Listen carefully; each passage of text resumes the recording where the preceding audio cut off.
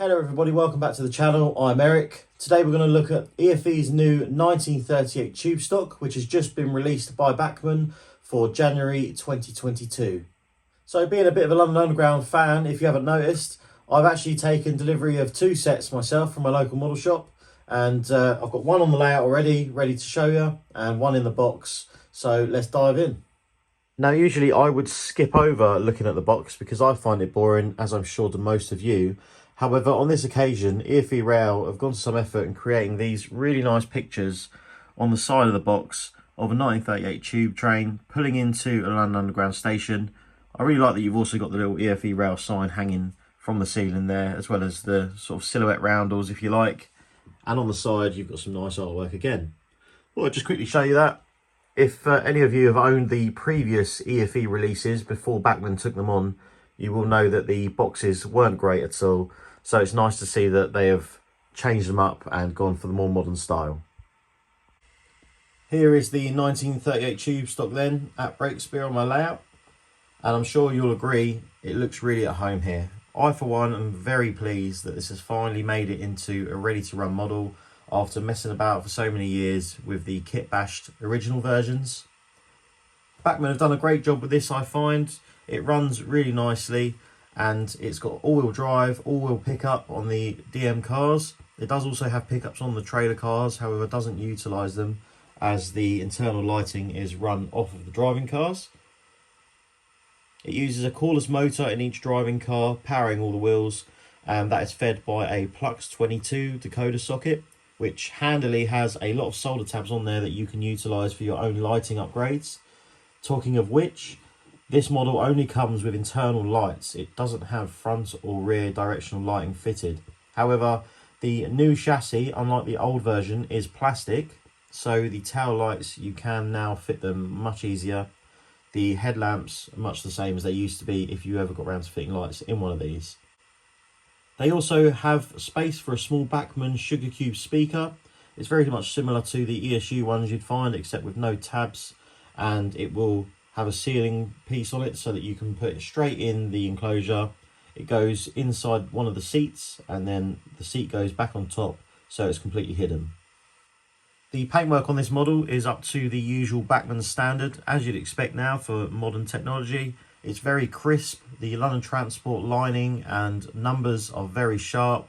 We've got some lovely little headboards in the front there, which are also very sharp. And we've got some extra details which have been brought out by the better paintwork, such as door handles. The rivets are a little better, things like that. The glazing on the model is much the same as it used to be on the original EFE versions.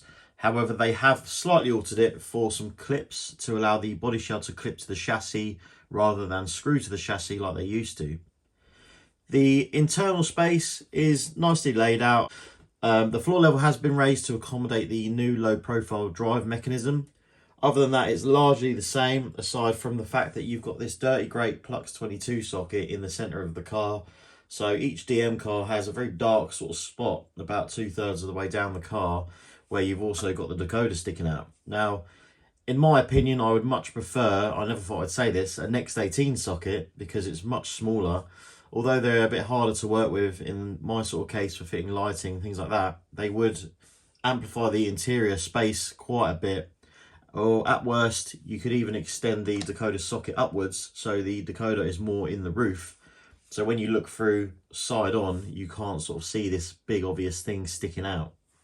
Other than that though, the interior lighting looks very good. On my model, I have actually turned the brightness down, hence it looks a little bit more realistic, because as standard, they are very bright.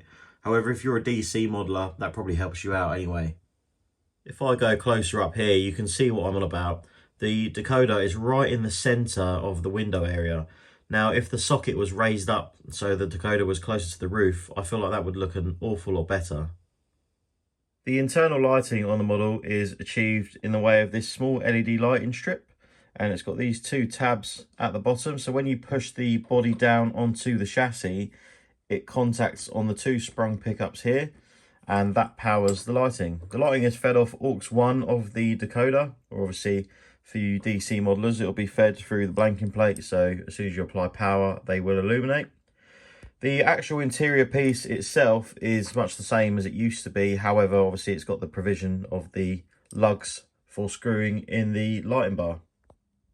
You can see also you've still got the mounting lugs from the originals where the screws used to go.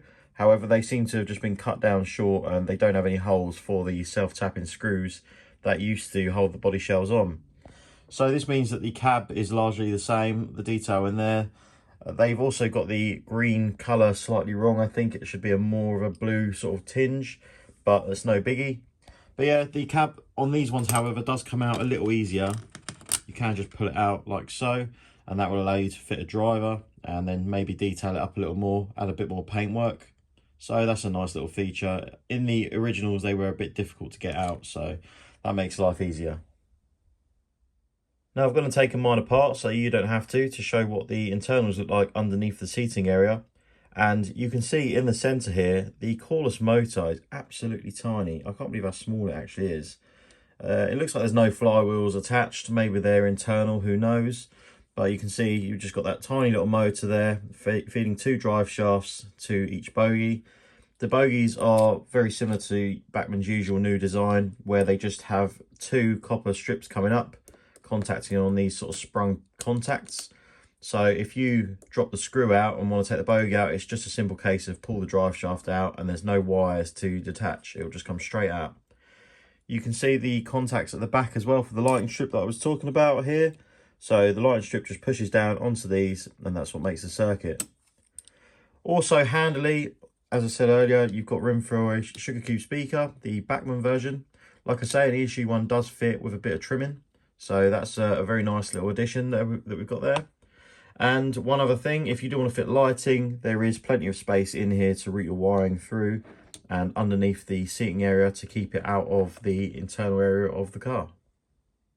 With the old and the new seating areas side by side, you can again see the difference in the floor height, and you can also see how much space that Plux 22 socket takes up. Now, as I was saying earlier, an X18 socket may have been a good idea, and I believe you would be able to fit it sideways in here, because I previously on my old models have fitted a Locksound V5 Micro in this space sideways, which is the same decoder as an X18.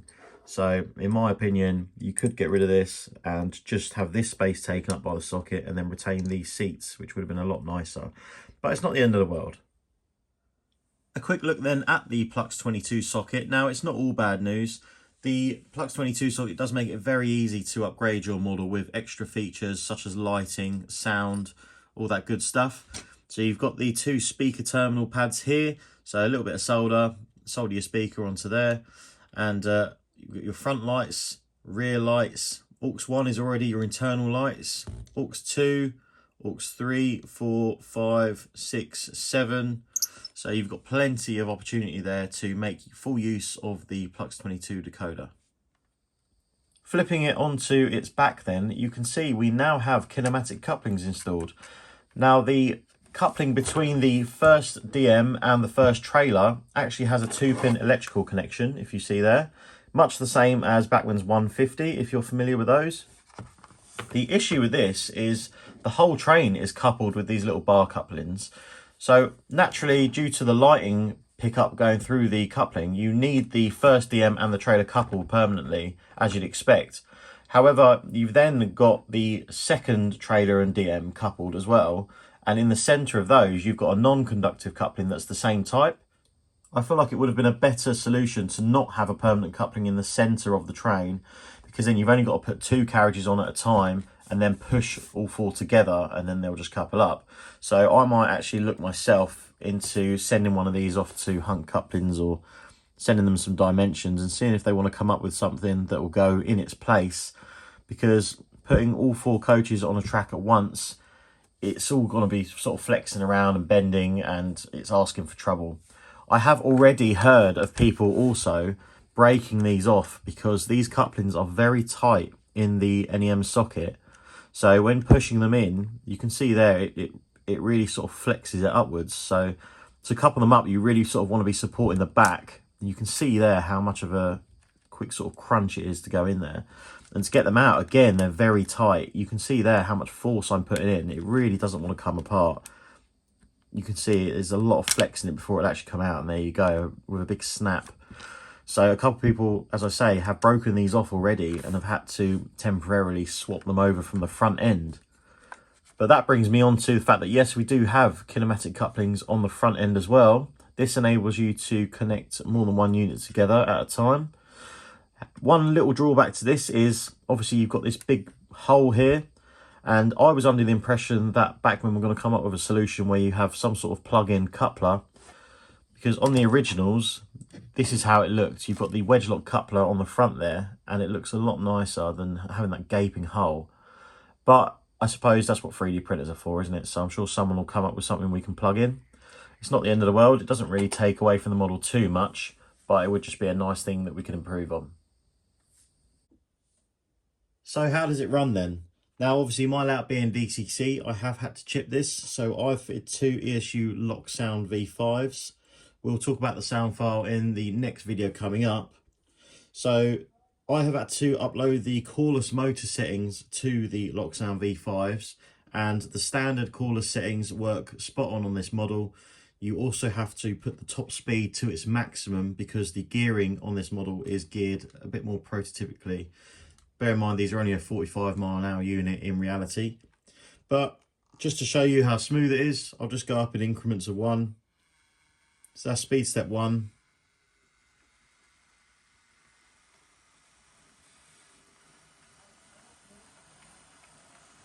You can see there, speed step 15, nice and smooth. And when you also consider that my track hasn't been cleaned for a couple of weeks, it's very impressive. Here it comes then, same speed, round into Harefield. Again, it's nice and smooth, even over the scissor crossing, it doesn't really hesitate. That all-wheel pickup is really working wonders.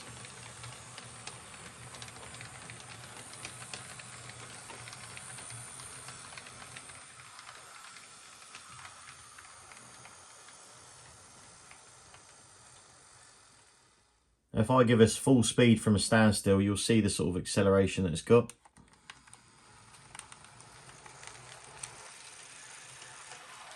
It's not going to set the world alight. It is, however, quite realistic, I find.